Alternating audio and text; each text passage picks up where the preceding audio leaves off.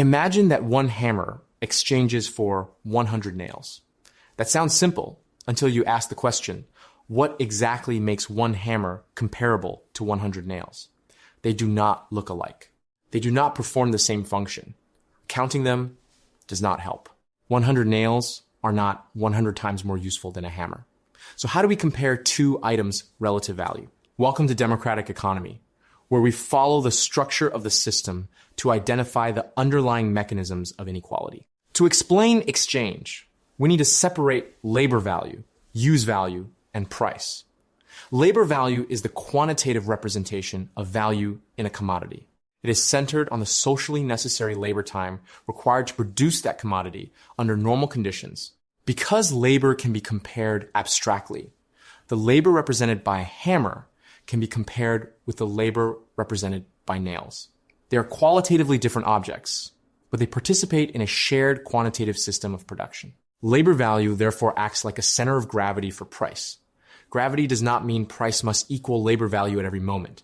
A thrown ball can move far above the ground. What gravity tells us is that there is a persistent force pulling it back. Competition, changes in supply, worker mobility, and the reproducibility of commodities all help pull price towards socially necessary labor time. Use value behaves differently. Use value is qualitative. It tells us why a person wants the commodity and whether an exchange can occur at all. If I have an extra hammer but need nails, the nails have a greater use value to me than the spare hammer. Someone with extra nails and no hammer may have the opposite preference. That difference makes exchange mutually useful. Use value also acts as a buoyant force on price. It can support a price above labor value because someone may be willing or compelled to sacrifice more in exchange for something they strongly need. Use value sets the maximum price for a commodity within a particular market relationship. That maximum is reached when the use someone expects to receive is no longer worth what they must give up. This ceiling is not identical for every person. A bottle of water has a different use value to someone sitting comfortably at home than to someone stranded without water.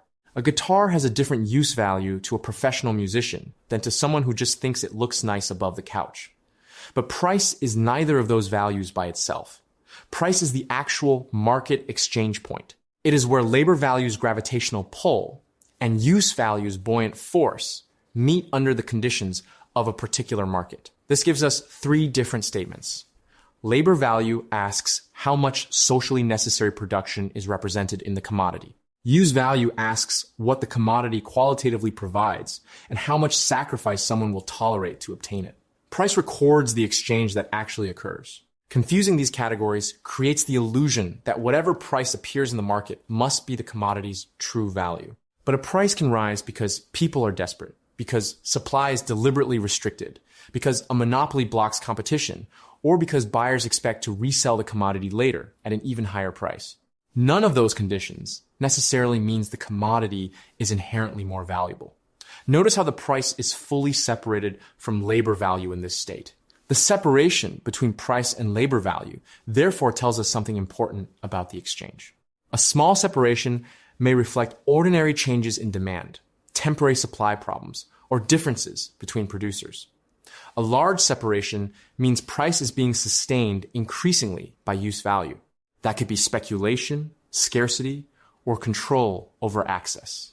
The farther price moves from socially necessary labor time, the more speculative or exploitative the exchange becomes.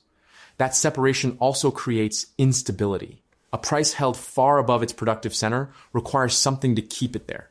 It may require continued scarcity, expanding debt, new buyers, rising desperation, or the belief that prices will never fall. If those supports disappear, price does not gently float back. The accumulated separation can produce a violent correction. Think of housing prices supported by speculation and limited supply.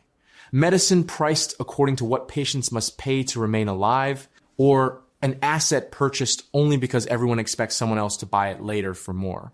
In each case, use value supports price above the labor required for production. The market price is real. The exchange occurs. But the price should not be mistaken for the underlying value of that commodity. This framework lets us recognize two truths at the same time.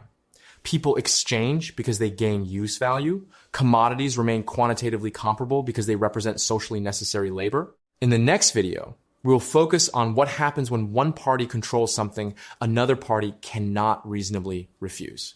That is where use value stops being merely the reason for exchange and becomes a tool for exploitation.